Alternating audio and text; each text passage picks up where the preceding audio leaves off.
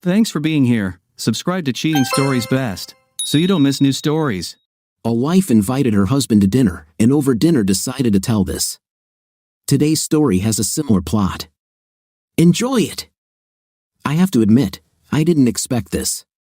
My car was working intermittently, she needed repairs, but I didn't have the money for it. I probably shouldn't have driven it, but I had no choice. I closed the door and saw the looks of others as I got out of the car. My BMW didn't fit into this area. I headed to the Secretary of State's office. Upon entering the office, probably judging by my appearance, the security guard directed me to the license renewal line. I shook my head, and he looked at me with confusion. "Do you need to take a new photo?" he asked. I shook my head. "Then why are you here?" he asked. Almost every head in the crowded office turned to listen. Most of them didn't even try to pretend that they weren't interested. "I came to register for government assistance," I said quietly. "You know, dole? I mean, I have no income and no money, and I'm going to starve." Dole, or is it when they just come and throw me and all my stuff out of the lousy apartment I moved into after being forced to leave the house I thought I'd live in for the rest of my life? An allowance? Maybe it's my can't find, God knows, what job to save my 5th place because no one wants to hire me. An allowance? Calm down, madam, he said in a nervous voice. Half the people in this office are registered for or are already receiving benefits. I know what you need. Go there and get one of these forms, fill it out completely, and put it in the inbox at the counter. Then have a seat, and someone will call you. How long do I have to wait until I'm called? I asked. Not very long, he said. Shouldn't take more than 2 or 3 hours at worst. He wasn't joking. People were sleeping, waiting for a call. There was a magazine rack in the corner, but it was empty. My impression was that most magazines were not returned after people had read them. Everyone in this place was constantly looking at me. I knew they were wondering why the hell someone like me, dressed like me, was here. It's a long story, and actually quite funny. It all started exactly 2 years ago next Tuesday. My name is Melinda Conrad. Okay, I know what you're thinking. You think my name sounds a lot like Mel Conrad, that guy who got rich last year and gives all his money to charity and everything. Well, you're right. He's my husband. Okay, technically, he's my ex-husband. And you know what else? I got a lousy deal. I'm directly responsible for making him a gazillionaire, and I have nothing to show for it. Okay, maybe I'm not directly responsible, but if I hadn't forced him to divorce me, he wouldn't have gotten rich, so I deserve some recognition, don't I?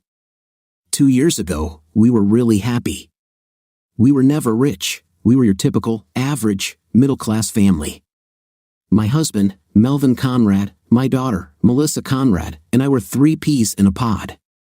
We were a very close family.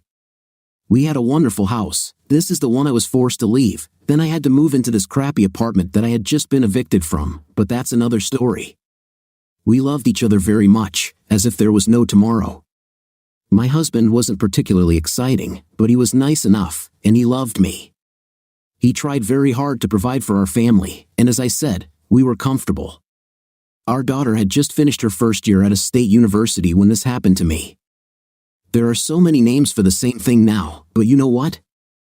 Some call it a midlife crisis, others call it hormonal imbalance, and still others call it empty nest syndrome. These are all great names for when a spoiled woman gets bored and does stupid things she usually regrets. Sometimes this affects men too, so you guys don't think you're safe or immune to it. When you see a graying man in his 40s driving a crappy sports car with a 20-year-old blonde next to him, chances are he has it too. So, I invited my husband to dinner because I needed to tell him something. Something terrible happened, and I needed to clear the air. I look attractive enough, at least at 40. I could still attract attention on a good day. I'm a little heavier than when we first met, but it's all in good places. Mel loved me so much, and I was so stupid. He arrived a little later, no more than 5 minutes, so I didn't scold him for it. He smiled at me, his face still lit up like a Christmas tree every time he saw me. It seemed like weeks had passed since our last meeting, but in fact, it was only this morning. I was very nervous when he hugged me. I had butterflies in my stomach. Then something told me I was making a huge mistake. He sat down opposite me. His expression was one of absolute happiness. I was sure he thought it was good. I felt so bad about breaking the heart of the man I had lived with, loved, and raised my daughter with for over 20 years. But I had no choice. It was him or my luck. "How was your day, dear?" he asked. Heck, he was the one who went out and worked all day. What was he thinking? What was I doing all day? Did he think I was working on a cure for cancer or trying to solve the crisis in the Middle East? I got up and loaded the dishwasher. I threw the laundry in the washing machine, and my day was half over. "Mel, I want a divorce," I told him. He spat out the sip of water he had just drunk right in my face. I'm sure it was an accident, but it ruined my makeup and my hair. I just sat there with water and drool running down my face while he tried to catch his breath. "Are you serious?" he asked quietly. "Very," I replied, with as much dignity as possible, considering I looked like a raccoon with my waterproof mascara proving to be anything but waterproof. He stood up, wiped his mouth, and said, "My lawyer will contact you." The pain and suffering on his face hurt me. I felt like the lowest grade of sludge on earth. Everything in me, every fiber of my being, told me to get on my knees and tell him it was a joke, but I didn't move. He turned to leave after throwing some bills on the table. "Wait, Mel," I said. "It wasn't supposed to work out this way. Do you want to talk about it? Ask me some questions?" He turned to me and looked with curiosity, asking why. I was amazed. I had gone over this situation in my head hundreds of times, and none of them had such a reaction. He didn't get angry or cry. He didn't demand to know why or threaten me. He just accepted what I said and moved on. What will it change? Will it make me feel better? Will it change you? I doubt both. I'm sure if you do this, it means you found someone else and want to be with him. Then how I feel about you is clearly not enough to change your mind. Although it wouldn't matter if you do that, you've already slept with him, right? I nodded my head and said, but he interrupted me. "That means you are no longer of interest to me," he said coldly. "Okay, do you want questions? Should I do a DNA test, or is Melissa mine?" "God, Mel," I said. "For heaven's sake, of course she's yours. What do you think of me?" "You really wouldn't want to know the answer to that question," he said. "Goodbye, Melinda." Then he turned and left. He didn't seem as angry or upset as I thought. "Damn it, Mel!" I screamed after him. "You're not even going to try to fight for me." My voice was heard throughout the restaurant. He turned again, and from 3 tables away, gave me the answer. "Why, Melinda?" he asked. "I can't change your feelings. Who am I to tell you that your feelings are wrong? You obviously don't love me the way I love you. If you did, we wouldn't be doing this. Because you don't love me anymore, I need to get over you and move on. Besides, I only fight for what I want, and after what you said tonight, that doesn't include you anymore. I wish you the best. I'm not going to get in your way." Everyone in the restaurant was looking at me as Mel headed for the door. I felt a shiver down my spine. I've read about such sensations. People say this happens to you when someone walks on the ground you will be buried under. This probably does mean that, as I said, I made a huge mistake. My heart and my mind were screaming at me, but then I couldn't listen to them. I called the waiter and asked him where the women's room was. When I returned home that night, it was clear from the empty drawers and closet that my husband had left. Any opportunity to undo this was lost. I had the worst headache imaginable. I took my cell phone and called Greg. "Will you make me feel better?" "Yes," he replied. "It's me," I said. I told him, "Cool," he said. "How did he take it? Did he scream and try to beg you to stay? Did he hit you and beat you up?"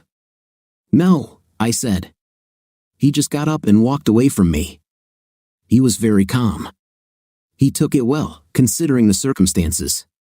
"Do you want me to come over and have a night with you until you pass out?" he asked. No," I said. I just ruined a 20-year relationship with a man who worshipped the ground I walked on. I think I need time alone. "Okay, see you," he said, and he hung up. I think at that moment, I realized that I had greatly underestimated my huge mistake. I knew all the reasons why I wanted a divorce. Greg was younger, much younger, and he made me feel alive.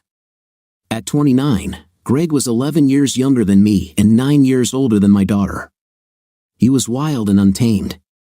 He was everything Mel wasn't. I sat down on the edge of our huge double bed. When I looked at the bed, it never seemed so big or empty. I poured myself a glass of wine and thought about the new direction my life would now take. Somewhere around midnight, tossing and turning and unable to sleep, I pulled out one of our old photo albums and flipped through the pages, recalling 22 years of memories with Mel. The next morning was worse. I woke up and wondered why I would even get up. I sat at the table and just watched as a cup of my favorite coffee turned into a thick liquid at room temperature. I don't know why it didn't move, but I had no reason to do anything. I kept replaying my conversation in the restaurant with Mel the night before and the conversation with Greg in my head. Mel started the evening looking at me as if the sun was shining out of my fifth place. By the end of the evening, he looked at me completely differently. He regarded me the same way he would a problem or project at work, as if I were just one more issue that needed to be solved to get through his day. And Greg completely failed. What he should have done was offer to just come and hug me or be with me. When someone experiences great emotional loss, they need to know that someone cares about them. I knew Greg was young, so I was lenient with him. Teaching him to become the man I thought he could be was a big part of the excitement. I knew I had hurt Mel badly, this is what bothered me so much. But I was sure that he would get better eventually. Who am I kidding? I knew he would be unhappy without me. But at that time, I was only thinking about my feelings. My service life is over. Damn it, I gave this man the best years of my life. We have done our part to continue the family line. We raised a child, our duty to society is over. It was time to have fun. I wanted to be happy, but I didn't want to wait until my golden years. Why not be happy while I'm still young enough to know what happiness is? I woke up in my hotel room the next morning after she told me. At first, I didn't know where I was. The room was dark, and the sheets smelled different. They smelled antiseptic, like medicine, so they were probably clean enough. They didn't smell like the culmination of weeks of washing with any suitable soap, or traces of bodily fluids, gases, intim, tears, and spilled food that someone tried to clean from them. In other words, they didn't smell like love. I sat up in bed and remembered where I was and why I was here. Before I completely lost my head and reached for her, my mind remembered that she wouldn't be here. But my body and my heart still missed her. E.g., I reminded myself and steeled myself for what I had to do. I had a lot to do before I could allow myself to sink into the depression that I knew would inevitably come. I was thinking about calling work today and just staying here to whine. But sooner or later, I have to go outside, and today was as good a day as any. Before I turned on the light and broke the blanket of darkness that I had thrown over myself to keep my tears hidden, I made a list of things to do for the day. I needed to call a lawyer. The guy I usually dealt with didn't do divorce or family law. Perhaps he could recommend someone. I needed to find a more permanent place to live. I was probably leaning towards either giving Melinda the house or selling it, whatever option was best for me. I didn't see the point in making any decisions based on Melinda's needs or convenience. I needed to call my daughter to make sure she could always reach me. I wasn't going to make her choose between me and her, but I also wanted her to know that I still wanted to be as big a part of her life as she would allow. I needed to separate Melinda and me financially. I'll let the judge and lawyers work it out, but I wasn't going to give her a penny more than I had to. With that in mind, I needed to make sure my assets remained mine. We also had some social obligations that I needed to tactfully inquire about. I didn't intend to become a recluse, but I really didn't want to see anyone or try to go out and become some kind of parody of myself, pretending everything was fine while the pieces of my wounded heart said otherwise. With this in mind, I called my father-in-law to talk about the barbecue we were supposed to go to the weekend of their anniversary. "Hi, Bob," I said when he answered the phone. "Mel, how are you?" he asked. "You're still bringing Ellie, aren't you?" "Bob, this is exactly what I'm calling to talk about," I said. "I'd really like to wish you and a happy anniversary. Your marriage is something I wish I could have had at your age." But I can't make it on Saturday, so I was hoping you'd let me take you out on Friday night instead. Stuck at work, huh? He said. I remember those days. Don't let it get you down, Mel. So we're going to have a double date, huh? I haven't been on one in years. Sounds like fun. Maybe you'll let me do a few dances with your wife. I've always liked young women. Bob, it'll just be me and you two. I'm not dating anyone right now. But if this makes things awkward for you, just tell me, and I'll send you a gift or something, I said. Mel, what the hell is going on? He asked. Your voice hasn't sounded the same since you started that damn call. Bob, your daughter asked me to have dinner with her last night, I said. During dinner, she told me that she wants a divorce. She has found someone else and wants to be with him. What? He shouted. Something else must have happened. Did you do something to her? Did you cheat on her? No, sir, I said quietly. Mel, I'll call you back. He began. Please, Bob, I don't want to cause problems. I'm sure she'll tell you when the time comes. I don't want to distract you or mar the occasion in any way. What we should be celebrating now is that you and Jean have lived together for 45 years. We should honor those who were able to overcome everything and not be divided over those who couldn't. I'll call you next week, and we can talk. I just didn't want you or Jean to think that I didn't appreciate what you two built. One thing done, I thought as I dialed Melissa's daughter's number. Luckily for me, she wasn't on the phone. I could have called her on her cell phone, but I really didn't want to talk to her. I simply left my mobile number and said that she could contact me there or at her work number. Another call, and I was recommended a divorce lawyer. The woman on the phone sounded ominous but agreed to meet me later in the morning. I took out my laptop and started looking for apartments and houses. Most of them were the same, except for the prices. Somehow, I didn't see the point in buying space in a building that you will never actually own. I'll probably end up wanting to buy another house, so renting was an okay option. Hell, I could even buy out Melinda's share of our house. I took a quick shower and dressed in my usual business attire. I didn't really like ties, but I could wear a sweater and jacket better than most. I decided to also think about getting a gym membership. Ultimately, I would probably want to start improving myself if I was going to try to get another woman interested in taking a chance on me. I went outside, and for the first time since Melinda shocked me yesterday, I smiled. There was a woman with a little boy in the hotel parking lot. She had a hard time getting him away from my Mustang. There were 3 things that made me smile every time I looked at them. My wife Melinda was the first, my daughter Melissa was second, and the last one was my Z9 Mustang GT. It never failed. Every time I looked at this car, I just smiled and shook my head. It reminded me of the time when I was a kid rolling my Hot Wheels cars across our living room floor. Commuting to work has always been a pleasure, and today was no exception. I walked into my office, and my assistant Joyce pounced on me like a hound on a fox. Melinda already called you twice this morning, she said. She says she can't reach your cell phone. Joyce, have a seat, I said, motioning for her to sit in my seat at my desk. She sat down and smiled widely. Have you finally realized that I am the reason for your success and decided to reward me fairly? She asked. Joyce was my friend. In addition to being my assistant, we worked together for so long that it was almost like a kinship. Joyce, remember the dinner I was in a hurry to leave last night? I asked. She nodded.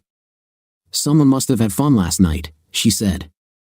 If anyone had fun last night, it certainly wasn't me, I said. All I got was a kick in the teeth. Melinda told me she wanted a divorce. Joyce looked at me and read through my pretense. That idiot, she said. You probably didn't even know about it, did you? I shook my head. Joyce stood up and pushed me into a chair. She massaged my shoulders, trying to express her sympathy. If you need anything, just let me know, she said. For now, I'm not asking you to lie. Can you just tell her the truth? Tell her I'm not taking her calls? I said. Joyce looked at me and nodded. I saw that she wanted to ask more. Everyone always wants to know the details, but she saw that I didn't want to talk about it. She was kind and smart enough not to put pressure on me. Before lunch, I grabbed a folder and put copies of all our financial documents in it. I left the office and went to meet with the lawyer. Her office was not what I expected. I thought it would be a large office building and that it would house all or most of a large law firm. I was wrong on both counts. It was a small, one-story office part of a shopping center. On one side of her office was a small medical center, on the other side was a branch of Fredericks of Hollywood. Further down the mall, there was a liquor store. All businesses seemed to thrive at first glance. The combination of business types seemed strange until I thought about it more. After that, I realized that there was actually one type of business missing here.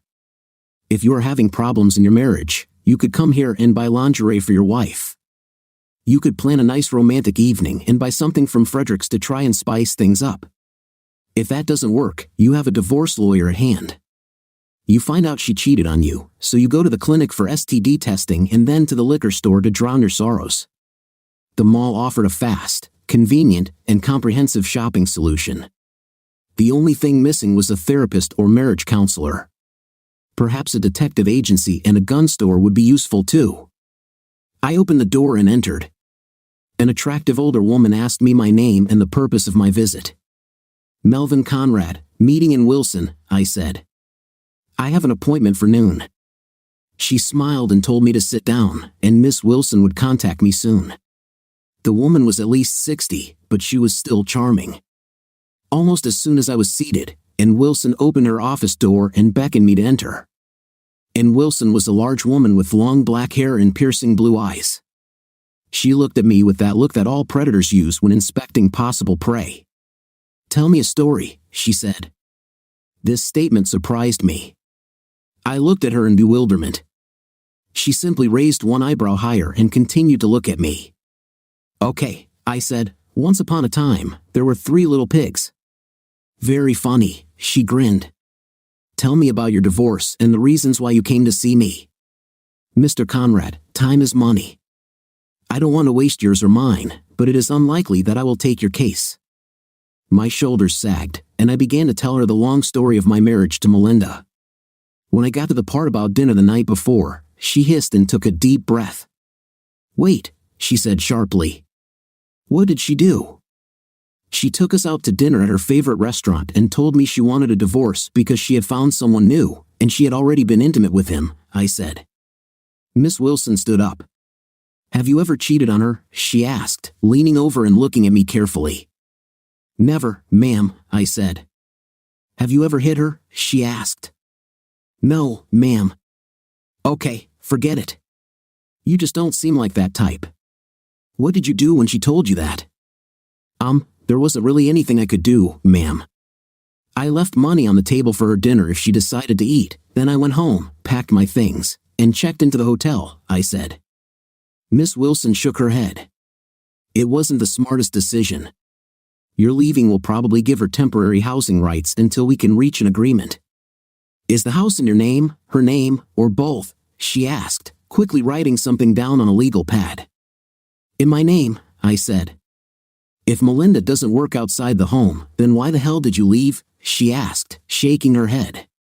"You're just as bad as women, damn it." She threw the notebook across the room and looked at me.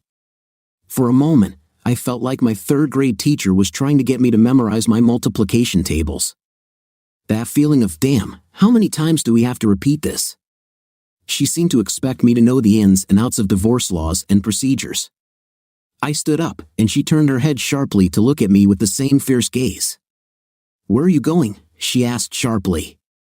"Well, I thought you didn't want to take my case because I did everything wrong," I said suddenly. Her gaze softened, and she pressed a button on her desk. She spoke into the intercom and told her assistant, who was also her aunt, to bring the cart.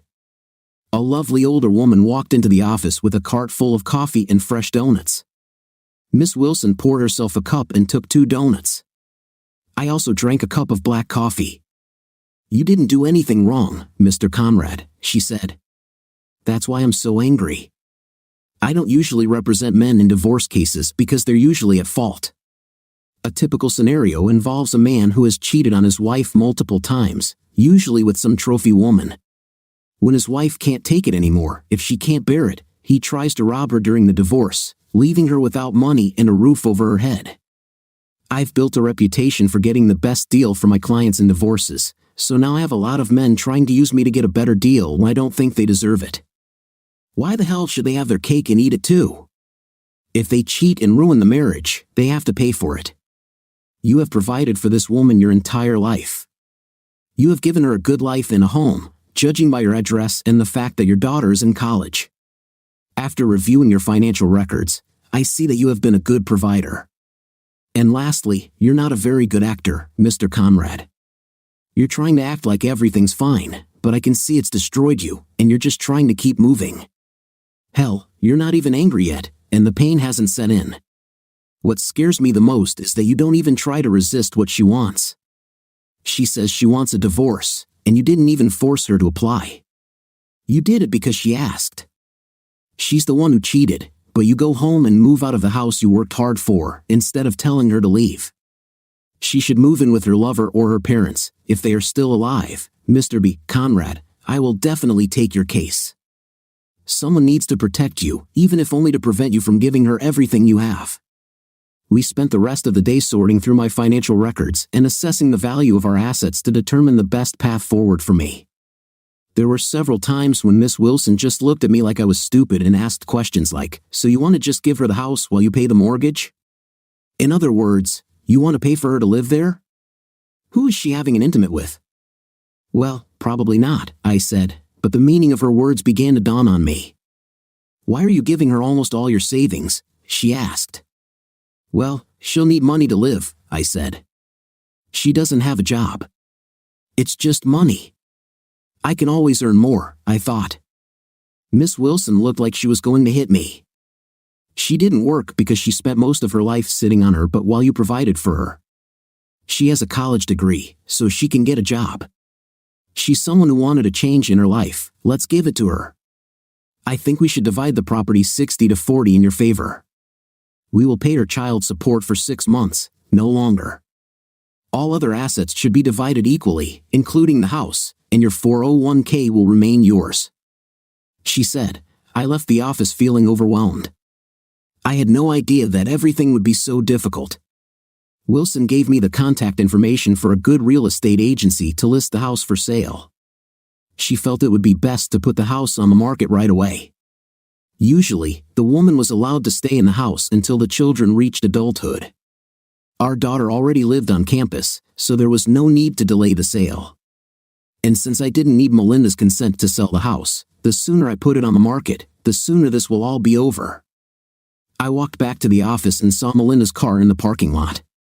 When I pulled up, I saw her get out of the car, so I drove away. I still wasn't ready to talk to her. When I woke up this morning, I felt terrible about how things turned out between Mel and me. I decided that maybe I should just talk to Mel about it. I needed to let her know that I didn't mean to offend her, I just wanted to move on with my life. I tried to call her, but she didn't answer her mobile. I tried to call her office, and Joyce initially told me he wasn't there yet. I realized that I was stupid. Mel never came to the office early. He always told me that every moment away from me was torture, so sitting in the office when he could be with me was pointless. I called back after 9 o'clock in the morning and asked Joyce if he had arrived. Finally, she told me that he was there but was not taking calls from me. It was difficult for me to digest this. "Is he really busy, Joyce?" I asked. "No busier than usual," she said. "Actually, I don't think he's that busy." "Then can I talk to him?" I asked. In all the years Joyce worked for Mel, I never heard her behave or speak inappropriately. I've seen her talk to difficult clients and remain calm even after someone else would have hung up long ago. "Damn it, Melinda," she screamed. "He doesn't want to talk to you. What did you expect? You ripped his heart out, and now you want to talk? If you ask me, he's happy to get rid of you. Don't call here again." Then she hung up. I didn't even consider the possibility that Mel might be unhappy. He seemed fine last night, but actually, it was good for both of us. The fact that he didn't want to talk to me hurt me. I was about to call Joyce back and remind her that she works for Mel, not the other way around, and he should be the one to tell me if I can call him, when my phone beeped. I had another call. I answered the phone and heard my mother's voice. Melinda, what the hell is going on between you two? She asked. What do you mean, Mom? I asked. Your father says you and Mel are having problems, she said. Do I need to come there and sort it out? There's nothing that needs to be sorted out, Mom, I said. Melissa's grown up now, and I just feel like I need to move on. I'm young enough to do something else with my life. I'm bored. I need to spread my wings and fly. Melinda, you actually mean spread your legs and have an intimate, don't you? She asked. I was shocked. I had never heard my mother use such language. Melinda, do you remember my sister, your Aunt Katie? She asked. I just muttered to let her know I heard her. When Katie was about your age, she started spreading her legs for the milkman. Her husband eventually found out and beat the milkman to a pulp. He forced Katie to sleep in the basement on a cot for a year. Mom, what does this have to do with me? I asked. Tell Mel that your father and I will buy him a bunk, she said. Mom, that's not true, I said. Mel and I will both be happier. This man loves you, she said sharply. She snapped, you will never find anyone else who will love you so much, your father said. He sounded like he was barely staying afloat. How could you do this to someone who took care of you most of your life, Mom? He can handle this, I said. Then she started muttering to herself about stupid children and hung up. I began to realize that everyone was trying to make me look bad simply because I wanted to get out of a bad situation. What was I supposed to do? Donate my happiness on the altar of St. Chalk? To hell with this idea. I moved on. It was Friday evening, and I was planning to go out with Greg. I was excited because for the first time, I didn't have to hide anymore, no more sneaking around, having a night in cars, or getting laid whenever we could get together. But I wanted to settle this issue with Mel, so I decided to go to him. The security guards in the building did not let me in. I smelled Joyce's hands there. As soon as I got back into my car, Mel's Mustang pulled into the parking lot. I got out of the car and waved to him, but he pulled out of the parking lot and drove away. I was so used to the fact that he was happy to see me at any time that I just sat there in shock. I went home to get ready for the date. I showered and used my favorite bath scents and perfumes. I wanted to drive Greg crazy. I put on a dress that I liked. It was a very rich blue color that looked really good against my long brown hair and blue eyes. I had worn the dress for a long time, but it still suited me well, maybe not as well as when I was 30, but no one complained. I spent a lot of time on my hair and makeup. I wanted Greg to be really proud to have me on his arm. I had to let people know there was a reason he was with me and not some hot 25-year-old guy. I had just finished brushing my hair when the door slammed. A lot of things came to my mind. I thought maybe Mel was back and I got angry. I got up from the dressing table and went to see who it was. Mom, are you crazy? My daughter Melissa screamed as she walked up the stairs and looked at me like I was crazy. Where's my father? Judging by the expression on her face, you would have thought that I had killed him. I don't know, Lissa, I stammered. We ended up having a big argument about what I was doing. Why the hell does everyone think I'm making a mistake? Don't talk to me like that, young lady. I shouted at her. I needed to take back control of the situation. I am your mother, and you should treat me with some respect. If you can't do that, then maybe you shouldn't come to my house or expect me to continue paying for your education. Mom, if you acted like you deserved respect, I would give it to you. Right now, I think your hormones are out of balance, and you are ruining your life. If I didn't love you and didn't want the best for you, I would just let you piss in the wind. On the other hand, this is also my house, and Dad pays for it, not you. Dad also pays for my education, not you. Just as I was preparing to respond to her words, the doorbell rang. She walked to the door and opened it, looking at Greg as if he had just arrived from Mars. Can I help you? She asked. I'm Greg, baby, he said. Who's Greg, baby? She asked, looking at him strangely. What kind of name is Greg, baby? Mom, you're kidding, right? She asked.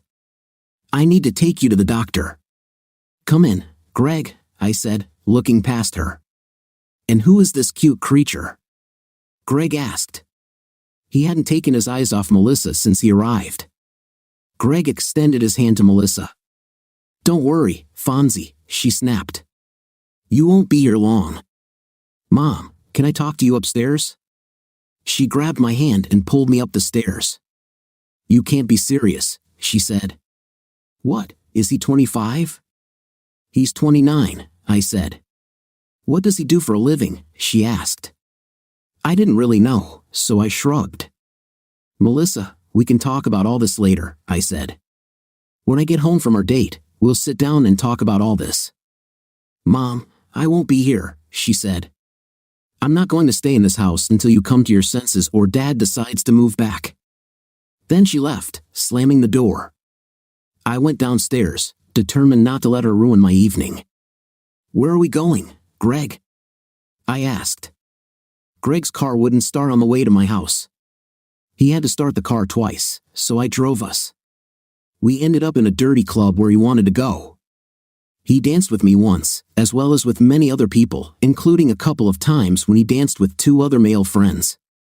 He didn't introduce me to any of his friends. My dress was ruined when someone spilled beer on it. When we left, I had no money left. I took us home. Greg arrived, and we spent the rest of the evening having a night. This was different from the first few times. It wasn't as good, even though he did the same thing. We did it 3 times each time. The next morning, I awoke early and found Greg moving his things into my house. "We'll be very happy, babe," he said. I was a little angry because he didn't ask my permission to move, but when I thought about it, I realized that all couples go through these little arguments and disagreements. I told him about my parents' barbecue, and he said he wouldn't go. This was the beginning of our first quarrel. I couldn't believe how bad the day had gone. Maybe it's because I compared it to Mel, and it was unfair to both of them. Just when I thought things couldn't get any worse, Mel showed up. I heard the rumble of his car and realized it was him. I ran down the stairs to try to prevent a confrontation. I saw the 2 of them standing on the porch and talking. Mel then turned and left before I could talk to him. I ran after him along the roadway, calling to him, but he didn't even slow down. "What did he want?" I asked. "He's a good guy," Greg said, "and his car is so cool. He just said to treat you well and hopes we're happy. He came by to pick up some more of his things. He said he came now because he thought we'd be at your parents' place by now." "What?" I asked. "What are you talking about? Why are you yelling at me?" he asked. He left in a huff, and when I entered the house, he was sitting on my white linen sofa drinking beer. I just looked at him. "I'll go with you to your parents if you let me have a party," he said. He explained to me that he wanted to invite some of his friends to introduce them to me and show how happy we would be together. I was so glad that he agreed to go to my parents' barbecue that I immediately agreed. I was also glad because we seemed to have learned to negotiate and make decisions as equals. This was a big step in our relationship. I won't go into detail, but my parents and most of my family and friends hated Greg.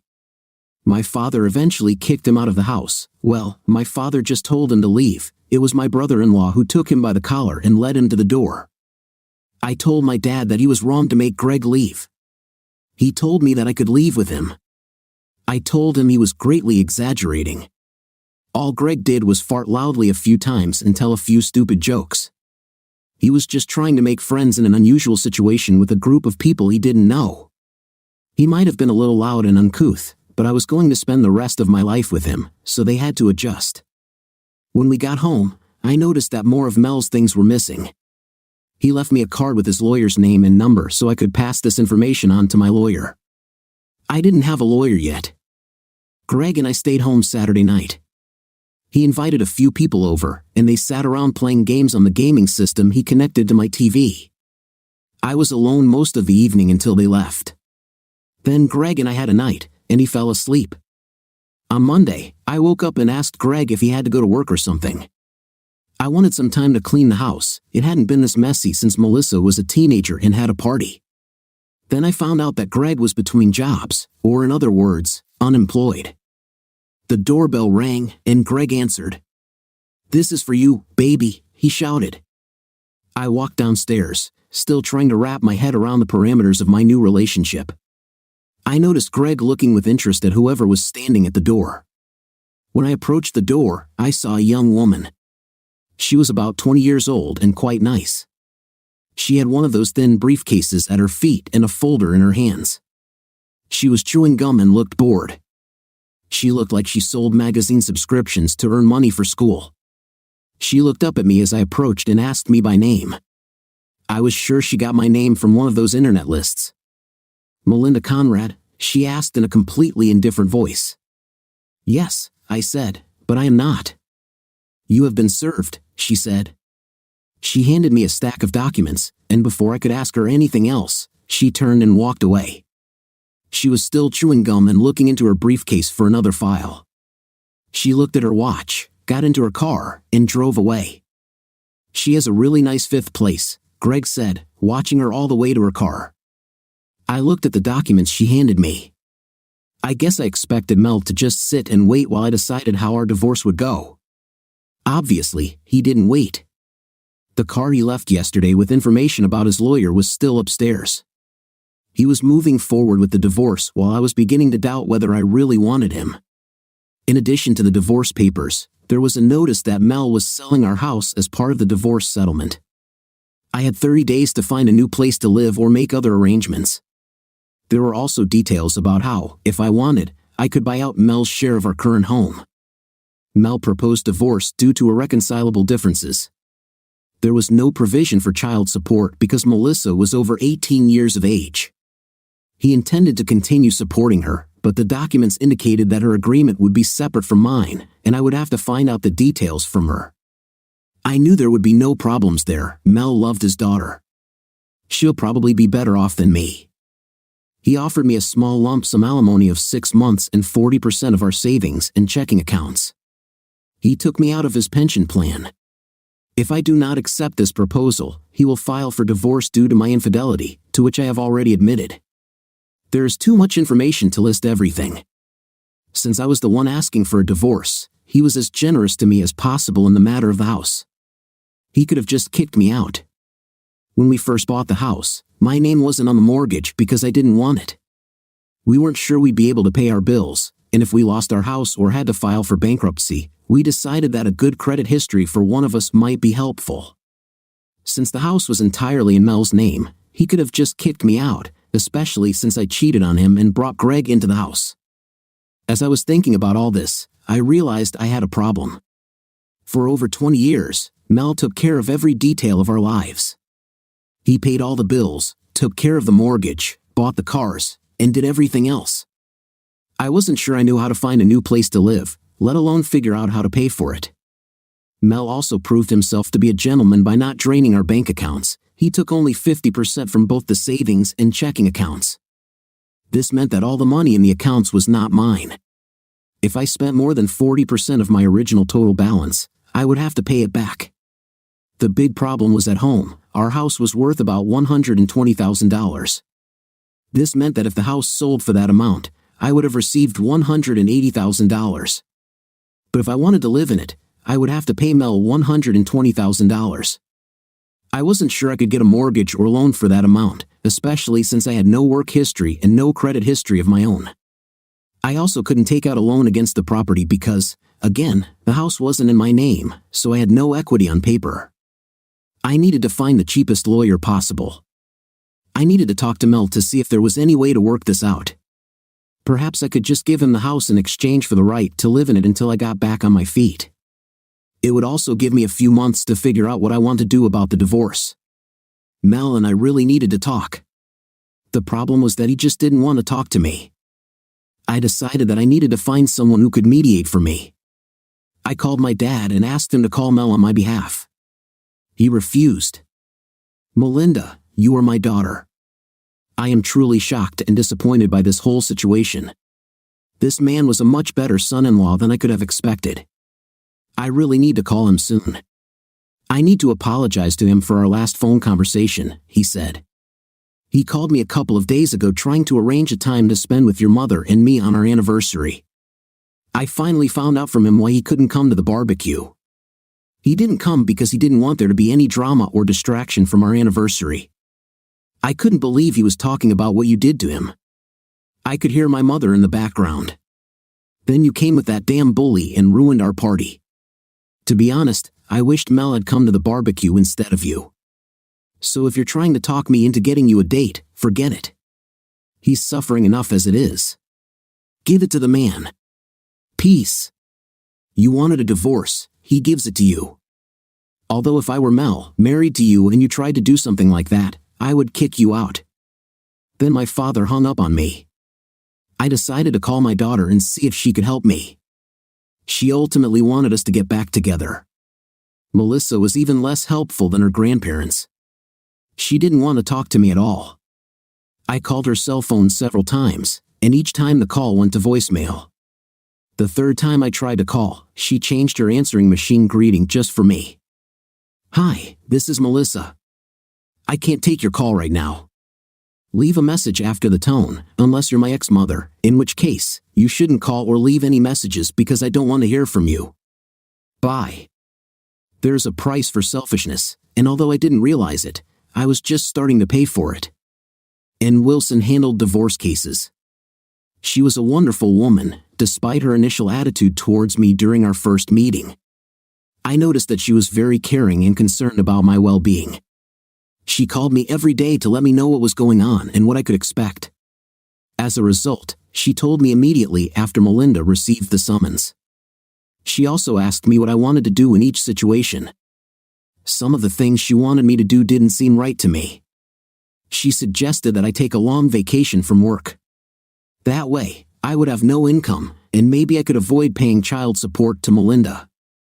I liked the work, but the thought of having any connection with Melinda for any period of time was unbearable for me. There were a few ideas that I often wished I could spend more time on. There were also a few places I wanted to visit. Maybe the idea of taking time off from work wasn't as bad as I originally thought. Dad, this place is perfect. It's as big as a damn house. There are 3 bedrooms, and I love the pool outside. The workout room means you don't have to join the gym. I think you should take it, my friend said, daughter Melissa. I took Lisa to see a condo I was thinking about renting. I've already decided that I like this place. The monthly rent was high, but they had both semi-annual and annual leases. Now, a 6-month lease while I look for a house seemed ideal for me. Melissa has been wonderful these past few days. She lived with her grandparents to be close to me and commuted back and forth to school every other day. Without her support, I'm not sure I would have made it through. Joyce was wonderful too. She started caring about me, and although it was too early, she had already started trying to set me up with someone else.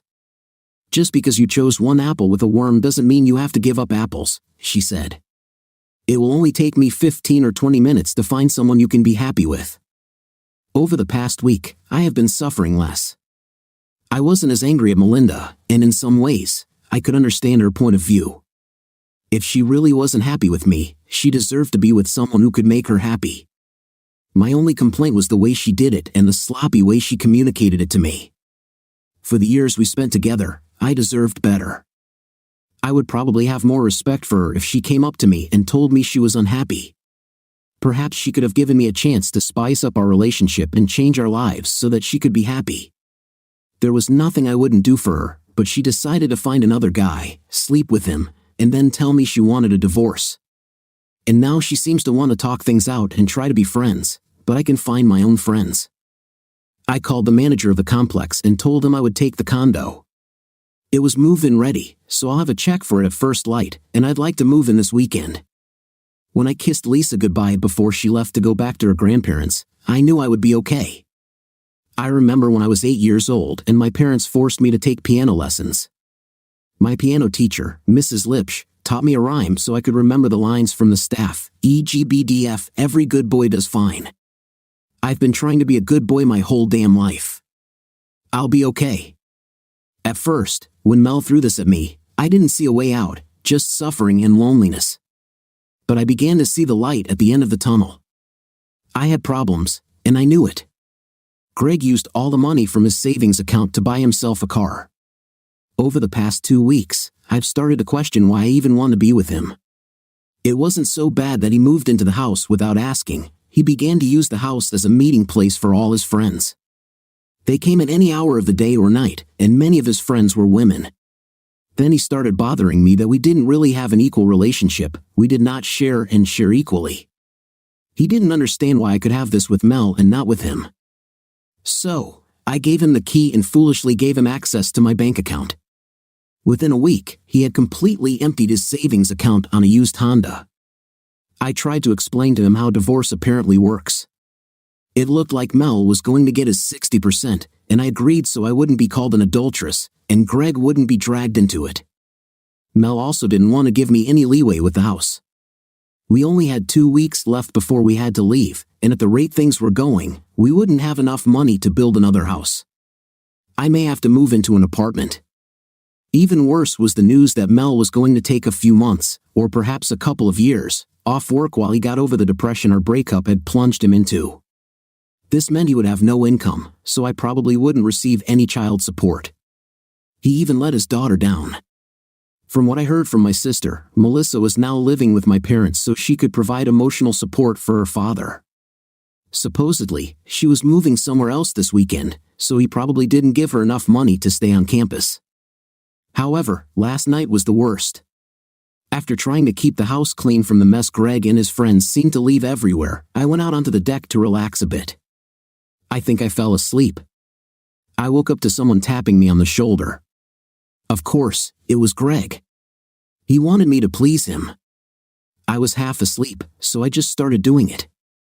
That's when I noticed his friends were watching. "Greg, stop!"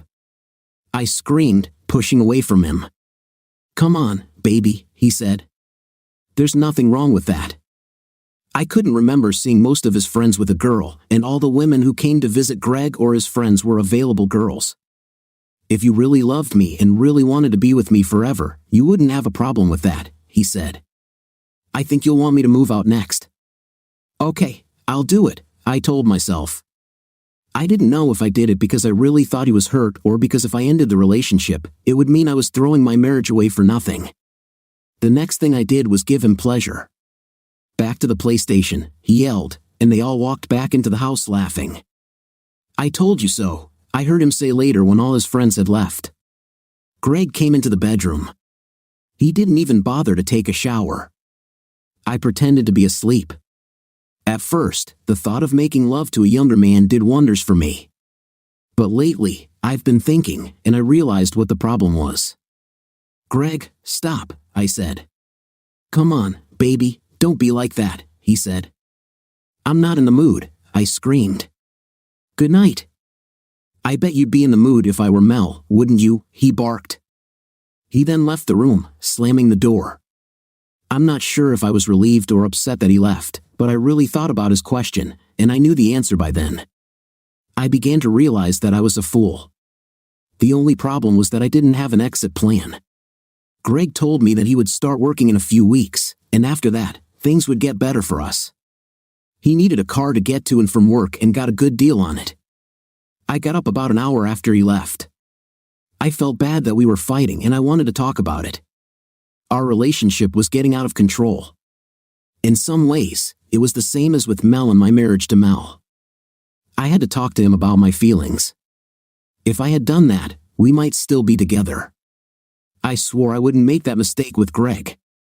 Greg couldn't change unless I talked to him about the things I didn't like. We were from different generations and led different lifestyles. Conflicts were inevitable. As I went down to the living room, I heard a groan. It sounded like Sound's pleasure. One of Greg's friends, God knows who, had an intim with someone in my house, I thought. When I walked into the room, I realized I was right. The girl pointed at me, and his gaze followed her outstretched finger. His eyes widened, and his face paled. He quickly pulled out from under the girl and came up to me, still without clothes. "I know you're upset," he said, "but it's really your fault. If you had given me night when I wanted it, this would never have happened." I didn't say a word. I just turned around and walked out onto my deck. I sat down in one of the lounge chairs I had seen online, and Mel painstakingly built and painted them to make me happy. As I sat in the chair, I noticed that the other 3 chairs in the set had been thrown into the pool, and the chlorine had already begun to fade their color. Then I just started crying and praying that I would wake up and it was all just a terrible dream. I fell asleep again there by the pool. The next morning, I woke up and looked at the clock. I'm cold. I slept outside, and Greg didn't come and wake me up. I was also late for my meeting with the lawyers to sign the final divorce agreement. I walked up to the house, and the door was closed, not just closed, but blocked. I started knocking on the door, and after about 10 minutes, the girl Greg had an intimate with last night let me in. She didn't say anything, she simply opened the door and left. She was walking up the stairs when I called after her. "Where are you going?" I asked her. "Back to bed," she yawned sleepily. "You don't sleep in my room," I said. "Greg said I could," she spat. "Get out of my house, or I'll call the police." I screamed. "You're a grandma," she barked. "I've been kicked out of better houses than this one. I'll be glad when Greg leaves you." I quickly took a shower and changed into more or less decent clothes. I noticed that someone had gone through my purse, and all my money was missing. I jumped in the car and drove to Mel's lawyer's office. The person who introduced me was also there. I sat through about half an hour of legal nonsense and signed the papers as I was told. "The divorce will be final in 90 days, Mel's lawyer said. "Wait," I asked, "where's my husband?" "You don't have a husband anymore," said Mel's lawyer, who was a big, mean woman. "But I still have 90 days to change my mind, right?" I asked. I knew I didn't need 90 days. I didn't need 90 damn minutes. I wanted Mel to come home and help me kick those idiots out of our house. I was under the impression that I would have to talk to Mel, I said. "Maybe it's not too late to change everything." "Perhaps it's my fault," my lawyer said. "In 90% of cases, although it's not necessary, both parties are usually present in case something goes wrong. That doesn't mean he had to be here, it was just expected." "He won't come," said Mel's lawyer. "He signed the papers 3 days ago. He doesn't want anything to do with you anymore. He's not even in town right now, he went on a cruise with his daughter. They call it the Freedom Cruise, I think." I sat and looked at the women. She seemed to take great pleasure in seeing me suffer. But what if I changed my mind? I stammered. They both looked at me and shook their heads. I could see that none of this mattered to them. They started putting papers in folders and briefcases and mostly just ignored me. "I want to talk to Mel." I screamed. I want my husband back." I got the impression that none of them cared what I wanted. I was sure the woman was trying her best not to laugh at me. I grabbed her by the shoulders. She looked at my lawyer as if asking him if he saw me grab her. I got the impression that if I hadn't let her go, I would have been hurt, so I quickly retreated and tried a different approach. "You are a woman," I said. "Don't you have any sympathy for me? I've made a huge mistake. Can't you help me?" "Why would I want to?" she asked coldly. "Besides, I can't provide the type of help you need." She loudly slammed her briefcase on the table and turned to me. "I rarely deal with men's divorce cases," she began. "I prefer to defend women who have been unfairly treated by their spouses. I made an exception in the case of your husband because when I first saw him, he was in such pain that he reminded me of some of the worst women I have represented. He was. I'm just shocked by what you did to him. If I hadn't helped him get out of this state, he probably would have just given you all his money and his house just to get rid of you." "But," I started, her face took on a harsher expression, "but nothing," she interrupted sharply. "Do you know how many women are out there who are abused by their husbands? They are cheated on, beaten, robbed, and ignored. Most of these women would die to have the man you just screwed up in their lives. You put that poor man through hell. Now he's finally free of you and starting to move on. But things aren't going well for you with your fun boy, so you decide you want your husband back. So what? Life moves on." She turned around, grabbed her briefcase, and waved for me to leave her office because she was leaving too. 3 weeks after signing the divorce papers, Melissa and I returned from the cruise, and I started tinkering in my workshop. I remember it in the smallest detail. It was one of those moments that we just never forget. I don't know why I didn't think about this before. I had the idea to directly connect the servo controller to its own processor and sensor. I made 3 of them to test. The next day, I took one to one of my company's manufacturing plants. I worked with one of our equipment repair technicians and connected it to a machine that was not working.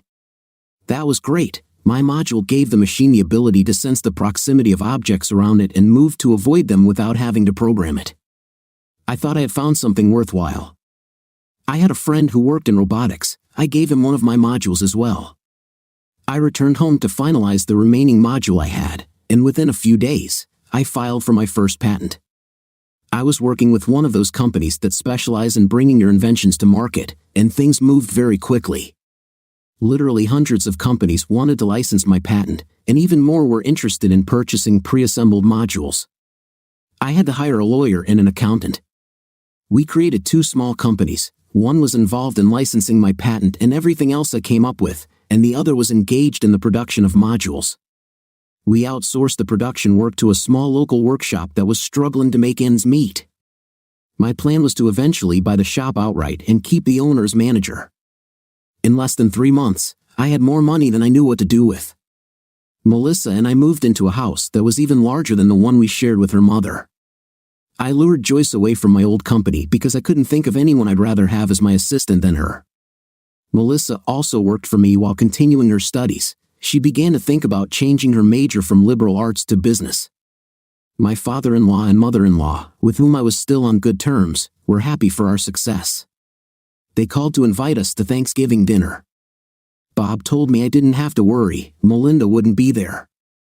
Ever since the fiasco at their anniversary when she brought that man, as they called Greg, she had no longer been welcome in their home. I agreed, for both Melissa and me. After I hung up, I walked up to the pool where my daughter and a couple of her friends were sunbathing. Mel, just out of curiosity, have you heard from your mother lately? I asked. She got up and took me into the house, leaving her friends to sunbathe. Dad, she calls so often that I had to change our number, Melissa said. I don't know what's wrong with her. You gave her all this money. Hell, the money from selling the house alone should have allowed her to live fairly comfortably for 2 or 3 years while she looked for a job or went back to school. I don't know what happened to her sanity. Now she lives in a crappy apartment downtown with Greg. Almost all her money is gone. I've heard terrible things about him and his friends from people I know at school who know them too. I looked at her seriously. Dad, hearing about this will only hurt you. Let's just live our lives. Besides, don't you have a date tonight? I smiled thinking about it. I was going on a 3rd date with a woman I met on a cruise. Even though we got along great on the ship, it took me a long time to contact her after we returned home. Most of this was my fault. I just couldn't think of a reason to call her. Finally, right after I settled the patent matter, she called me. It turned out that my curious daughter was tired of seeing me sulkily wandering around the condo all day and called her. Melanie Fitzgerald was a widow. Her husband died in service 5 years ago before we met on a cruise. One of the things that connected us was that we had both lost someone we loved deeply. It was great for both of us, and we slowly came out of our shells together. By the time Melissa brought us back together, we both missed each other but just didn't know how to connect. Our first date was the traditional dinner and movie, the second date was dancing at a club, and tonight we were going on a river cruise with dinner and more dancing. I hoped it would go as well as the first 2 dates. I especially enjoyed dancing with her. The sensations when she pressed against me told me that everything would be fine. I kicked in the teeth by what Melinda did, but I got up and moved on with my life. I got into my Mustang and headed to Melanie's house. When I started the engine, the stereo came on and nearly blew my head off. Melissa drove my car to the store this morning and listened to one of her CDs. The song she was listening to was I Don't Want to Stop by Ozzy Osbourne.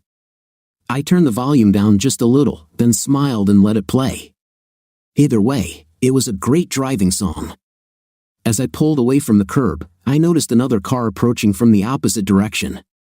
Even though I wasn't paying attention to her, I drove to Melanie's house with Ozzy screaming about how he didn't want to stop. All my life I've been on the edge. I don't know what I'm doing. All I know is that I don't want to stop. Yeah, you and me, Ozzy, I thought. I didn't notice until that moment, but the car, a brightly painted Honda, was following me. This car looked like something out of a circus. It was one of those cars that only a teenager who had watched too much Fast and the Furious could drive. The guy was probably following me hoping I would agree to race. When I arrived at Melanie's house, I got out of the car. I turned down the volume on the stereo because she lived in a nice neighborhood. Melanie wore a really cute gray velvet dress that showed off her curves beautifully. She stepped off her porch and literally ran towards me as soon as I got out of the car. She hugged me tightly and even kissed me. This was our first real kiss. "I'm so excited about it," she said. "Come on," I said. "We've been on much bigger and probably much nicer ships together." "Not a ship, dear," she said. "It's being with you. I've missed you. I haven't seen you in 2 days, and after what happened on our last date, I'm still a little emotional. I think we'll have to rethink our policy of not seeing each other too often during the week. Talking to you on the phone is great, but it's not enough." We both turned around when we heard the car door slam behind us. Melinda got out of the clown Honda and quickly walked towards us. "Get your hands off him," she screamed. I quickly stepped between Melanie and Melinda. "Melanie Fitzgerald, this is my ex-wife, Melinda Harris," I said.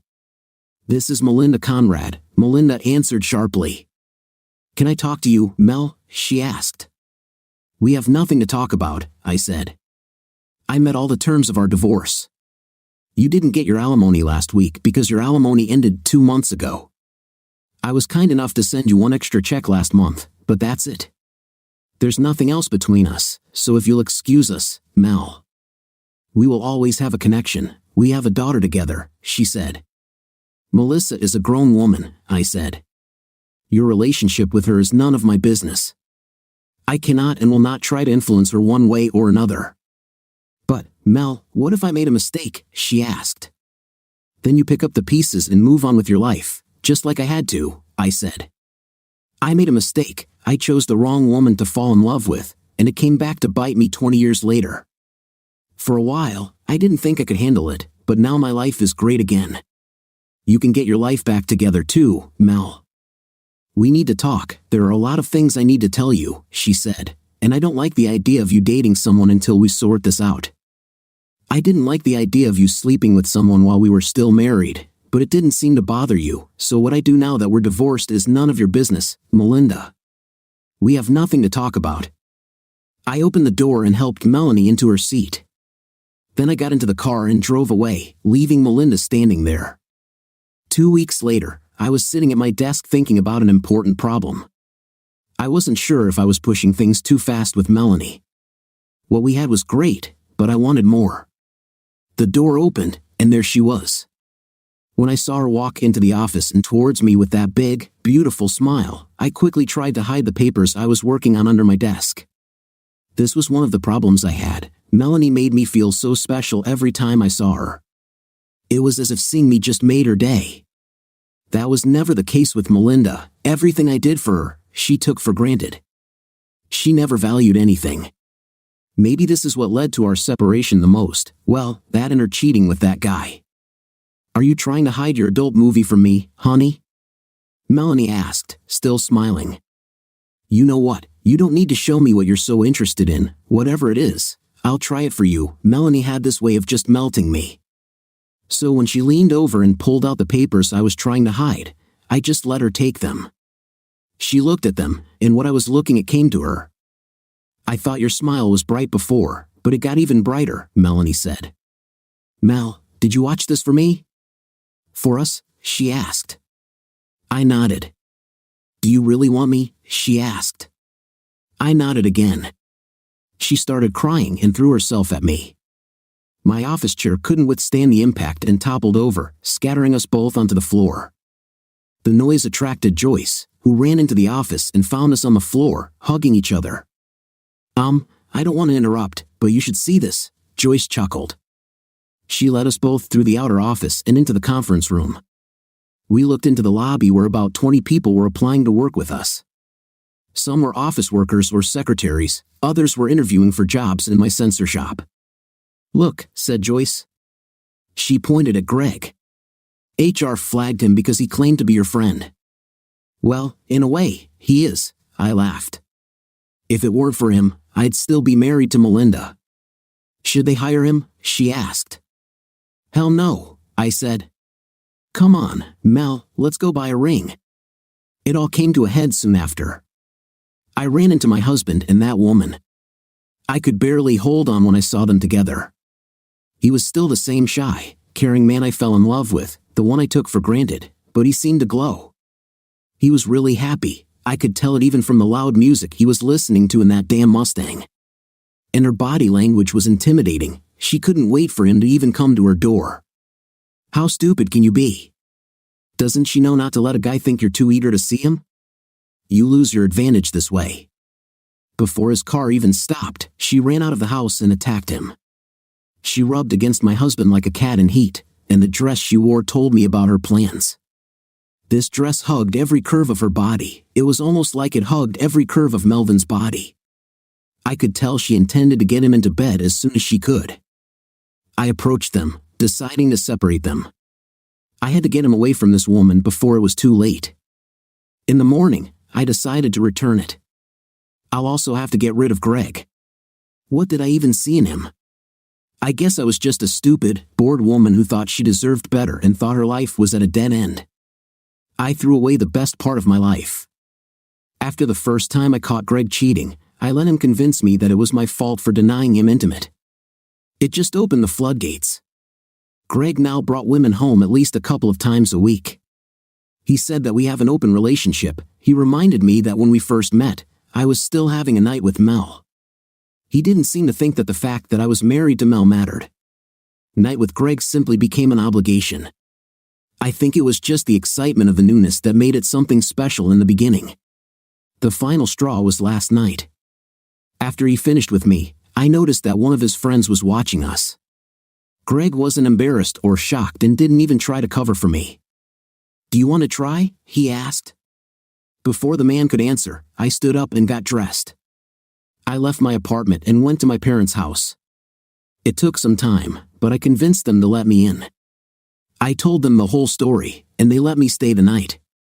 While I was there, I noticed that new photographs had appeared on the mantelpiece. "These were made for Thanksgiving," my mom said as I looked at them. One of the photographs hit me in the heart.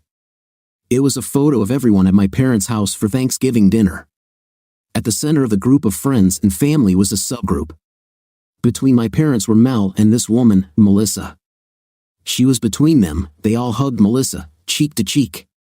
Mel and Melissa are together again. They were all smiling and clearly having a good time. It was just like the photo we took when our family was together. It seems like my husband and daughter just found someone to replace me without any second thought. Even my own parents preferred their company to mine. Tears rolled down my cheeks as I looked at the photo. Everything in me screamed to throw this damn photo against the wall or into the fire. It took more strength than I thought I had just to put the photo back on the mantelpiece. I took great pains to make sure I put it back in the same position, if not the same spot. "What did you expect?" my dad asked from behind me. "I guess you thought they'd wait forever for you, huh?" "Dad, you didn't even invite me to Thanksgiving, but you invited her," I cried. "Honey, your boyfriend almost ruined our anniversary. You made it very clear that he was the man you wanted to be with, despite everything you were told. You even chose him over your own child to be with him. You let her leave that house. It sent a clear message to everyone that you thought being with him was more important than her or us. Melvin tried to avoid you. He let you have what you wanted. You can't blame him for trying to find someone he could be happy with. As for Thanksgiving, we told you on our anniversary that you couldn't bring that idiot you were with into our house, and you're still with him. We invited Mel to Thanksgiving because no matter what, whether he is married to you or not, he is part of our family. He may not be your husband anymore, but he is still our son-in-law because he is the father of my granddaughter. And the woman he brought with him? He asked our permission first, unlike you, who just came with your other man. Melanie is a wonderful lady. I like her very much. And if Melvin couldn't come back to you, she is exactly who I would want for him and for my granddaughter. She is polite, attentive, and helpful. She will always be welcome in this home when she comes. She's not you, Melinda. She's not my daughter.